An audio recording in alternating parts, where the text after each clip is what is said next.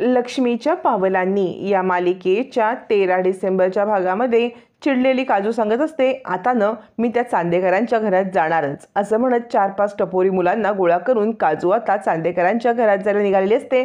कला म्हणते, अगं थांब गुंड्या. यावरती काजू म्हणते, अजिबात नाही. समजतात काय स्वतःला ते चांदेकर? त्यांच्या घरात जाण्यासाठी काय आपल्याला एवढं हे करायला लागते का? आपली गोष्ट शोधायला आपण त्यांच्या घरात जाऊ शकत नाही. कला म्हणते, गुंड्या थांब, अगं कानातलं मिळालेलं आहे. यावरती काजू म्हणते, मिळालं? कुठे मिळालं? आता मात्र कला सांगते, नैनाताईला मिळालं होतं. नैनाताई तिकडे होती ना, तिला ते कानातलं मिळालं, तिने ते कानातलं मला दिलेलं आहे. त्यामुळे आता उगाच तिकडे जाऊन काही तमाशा करू नकोस. यावरती काजू म्हणते, मग नैनाताई का नाही आली? यावरती कला सांगते, काय माहिती. तोपर्यंत सगळे इकडे ब्रेकफास्टसाठी अद्वैत आणि नैना यांची वाट पाहत असतात. दोघं जण कधी येत आहेत म्हणून सगळे पाहत असतात. तोपर्यंत रोहिणी विचार करते, ही मुलगी जरा अतिच हुशार आहे. सरोज सांगते, अगं ये ना, ये बस नैना इथे. नैना म्हणते, नाही मी नाही, आधी तुम्ही बसा असं म्हणत नैना आपल्या संस्कारांचं प्रदर्शन करत असते. त्यावेळेला सगळेच जण नैनाच्या या खोट्या प्रदर्शनाला बोलतात. त्यावेळेला आबा म्हणतात, हे बघ पोरी, तू आमच्या घरात पाहुणी आहेस की नाही? पाहुण्यांचा मान या घरात पहिला असतो असं म्हणत आबा आता नैनाला ब्रेकफास्टसाठी बसवतात. नैना ब्रेकफास्ट पाहते आणि विचार करते, अरे देवा, म्हणजे 5 स्टार रिसॉर्टमध्ये आल्याचं फील येते. इतका सारा ब्रेकफास्ट, बाप रे. असं म्हणत नैना ब्रेकफास्ट पाहत असते. त्यावेळेला इकडे सरोज म्हणते, काय गं, म्हणजे ह्यातला कोणता तुला ब्रेकफास्ट आवडत नाही का? तुला काहीतरी वेगळं बनवायला सांगू का? यावरती रोहिणी टोमणा मारते आणि म्हणते, नाही, हिच्या घरी काहीतरी स्पेशल केलं असेल ना, तिला ते खायचं असेल. यावर नैना म्हणते, नाही असं काही नाही आहे. अद्वैत म्हणतो, मला असं वाटते की तुम्हाला ओट्स हवेत का? असं म्हणत आता अद्वैत नैनासाठी ओट्स आणायला सांगतो. तोपर्यंत कलाच्या दुकानावरती खूप गर्दी झालेली असते.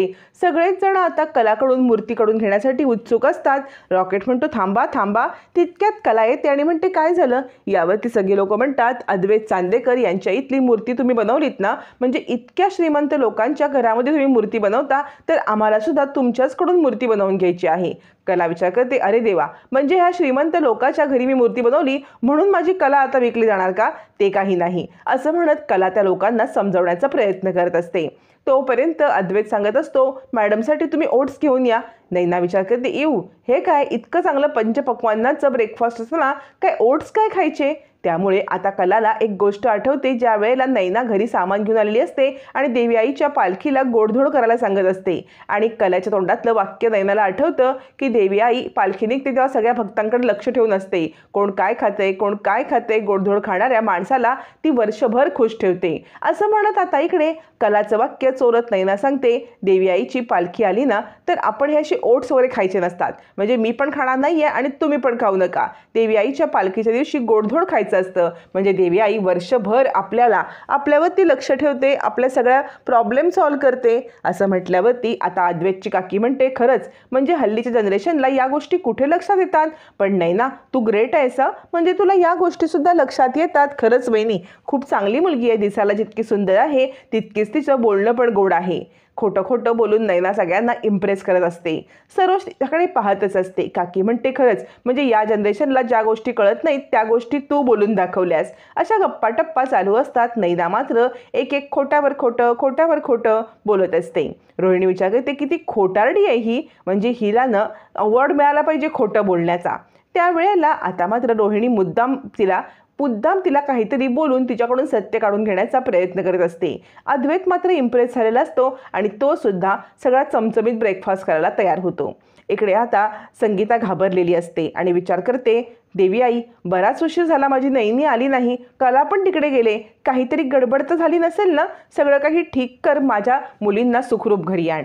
तोपर्यंत इकडे आता रोहिणी विचारते, काय गं, तुझ्या घरी कोण कोण असतं? आता घरी कोण कोण असतं म्हटल्यावरती नैना काय सांगणार? नैना मुद्दाम ठसका लागल्याचं नाटक करते. अद्वैत तिला पाणी देतो आणि तो विषय इथेच बंद होतो. रोहिणी विचार करते, ही अगदी पोहोचलेली केस आहे, म्हणजे मी विचार पण करू शकत नाही, त्याच्या पुढची ऍक्टिंग हिला जमते. असं म्हणत रोहिणी आता नैनाकडे लक्षच ठेवून असते. अद्वैत तिला पाणी देतो. अद्वैतचे हे काळजी करणं सोहम, राहुल हे सगळेच जण नोट करत असतात आणि अद्वैत 100% नैनीच्या प्रेमात पडले याच्यावरती शिक्कामोर्तब होत असतो. त्यावरती आता मात्र रोहिणी कुठली गप्प बसायला. रोहिणी सांगते, इथे येण्यासाठी तुम्हाला खूप त्रास झाला असेल ना. यावरती सरोज म्हणते, त्रास कसला. रोहिणी म्हणते, नाही नाही, यांची ऑटोमॅटिक कार आहे ना, ती कार आपल्या घराच्या जवळ येत नाही, ती लांब पार्क करायला लागते, मग तिथून यांना चालत यायला लागतं. काय बरोबर ना. असं म्हणत मुद्दाम रोहिणी टोमणा मारते. इकडे मात्र नैनी थोडीशी गडबडते, कारण नैनीकडे कार नसून रिक्षाने जाताना रोहिणीने तिला पाहिलेलं असतं. आता सगळेजण ब्रेकफास्ट करत असतात त्यावेळेला संगीताचा फोन वाजतो. फोन वाजल्यावर ती नैना फोन बाहेर काढते, तर सरोज म्हणते, एक सांगू का, जेवताना मोबाईल हातात घेऊ नये, म्हणजे तसा ह्या घरचा नियम आहे, त्यामुळे तू आता मोबाईल ठेवावा असं मला वाटतं. नैना म्हणते, हो तर मी दरवेळेला जेवताना मोबाईल बाजूलाच ठेवते, पण आज मी बाहेर आहे की नाही. बाहेर आल्यावरती आईचा कॉल मी कधीच उचलत नाही असं करत नाही, कारण आई ही आपलं सर्वस्व असते. आईला जर का कॉल आपण उचलला नाही तर ती आपली काळजी करत बसते, आणि त्यासाठी मला हा कॉल उचलावा लागेल असं म्हणत नैना नाटक करत, खोट्यावर खोटं बोलत, कलाची कॉपी करत सगळ्यांना इम्प्रेस करण्याचा प्रयत्न करते. संगीताचा फोन उचलल्यावरती संगीता म्हणते, काय गं नैनी, सगळं ठीक आहे ना तिकडे. नैना म्हणते, अगं हो आई, म्हणजे मला कानातलं सापडलं, मी तिकडून निघत होते, पण या लोकांनी मला ब्रेकफास्टला थांबवलं. संगीता म्हणते, थांब थांब, काही यायची घाई करू नकोस, सगळं काही ठीक आहे, मला फक्त तुझी काळजी वाटली होती. आणि कले कुठं आहे गं, कला कुठे गेले. कलाचं नाव काढल्यावर ती नैना काही बोलू शकत नसते, म्हणून ती म्हणते, चल मी फोन ठेवते. असं म्हणत नैना आता फोन ठेवते. संगीता विचार करते, ब्रेकफास्ट आणि हे सगळं, अरे वा, म्हणजे माझी नैनी तिकडच्या लोकांना पटवण्यामध्ये यशस्वी झाली. इकडे कला सांगत असते, हे बघा, मी मूर्ती चांदेकरांच्या घरची बनवली म्हणून माझ्या मूर्तिकला चांगली आहे असं नाही आहे. मी मूर्ती बनवताना श्रीमंत गरीब असा भेद बघत नाही. कुणीही मूर्ती सांगितली तरी ती चांगल्या मनाने बनवते. मग मी श्रीमंताच्या घरी मूर्ती बनवले म्हणून तुम्ही माझ्याकडे मूर्ती बनवायला आला असाल तर हे चुकीचं आहे. हे बघा, माणसाची श्रीमंतीने कला विकत घेतली येत नाही, तर कलेची श्रीमंती मोठी असते. यावरती सगळ्याच लोकांना आता मात्र कलाचं म्हणणं पटतं, आणि ते म्हणतात, खरंच तू इतकी ग्रेट बोलतेस ना, पण आम्हाला सुद्धा मूर्ती, कुणाला भातुकलीच्या खेळणी, हे सगळं बनवून हवं असतं. कला म्हणते, काही काळजी करू नका, ज्याला जे हवे त्याला तुम्ही बनवून देणार, पण चांदेकरांकडे मी बनवलंय म्हणून नाही, तर तुम्हाला हवंय म्हणून. असं म्हणत कला सगळ्यांचं मन जिंकते. रॉकेट म्हणतो, चला चला, तुम्हाला काही अशी मिळणार नाहीत वस्तू, इकडे लाईन लावा, या रॉकेटकडे तुम्ही लिहून द्या तुम्हाला काय काय पाहिजे ते, तेव्हाच तुम्हाला वस्तू मिळतील. कला खूप खुश होते आणि विचार करते, अरे बापरे, हे इतकी लोक, म्हणजे इतके सारे पैसे, म्हणजे काजूची फी सुद्धा मला भरता येईल आणि आईला पण 4 पैसे देता येईल. अशी कला विचार करत असते, आणि ती फक्त घराचाच विचार करत असते. रॉकेट सगळ्यांची ऑर्डर घेत असतो.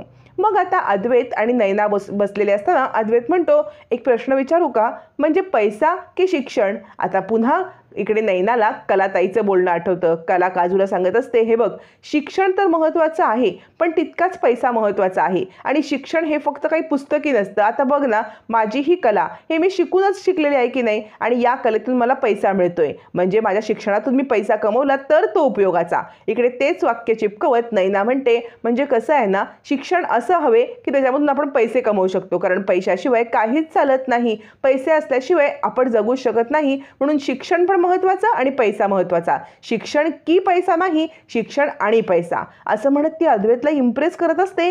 ते सेम टू सेम कलासारखी वाक्य बोलत. तोपर्यंत इकडे काकी सांगत असते, वहिनी, म्हणजे ही नैना म्हणजे आपल्या अद्वैतसाठी परफेक्ट आहे ना.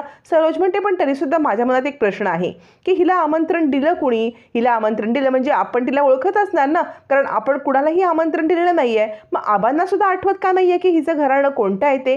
काहीतरी गडबड आहे. सरोजला संशय आलेलाच असतो. तोपर्यंत कला इकडे ऑर्डरवरती ऑर्डर घेत असते. तिला संगीताचा कॉल येतो. संगीता तिच्याशी फोनवरती बोलते, आणि तू ठीक आहेस ना, कुठे आहेस. कला सांगते, मी दुकानात आहे. संगीता सगळी माहिती काढते की कला चांदेकरांच्या घरून निघाले, आणि हुश्श करते.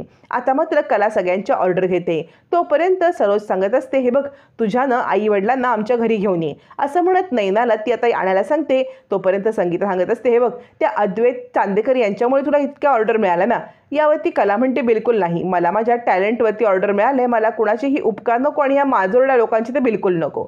मग देवी आईचा उत्तर सोहळा चालू असताना तिकडे कला पोहोचते. आबा सगळ्यांना सांगत असतात की सगळ्यांनी काळजी घेऊन उत्सव साजरा करा.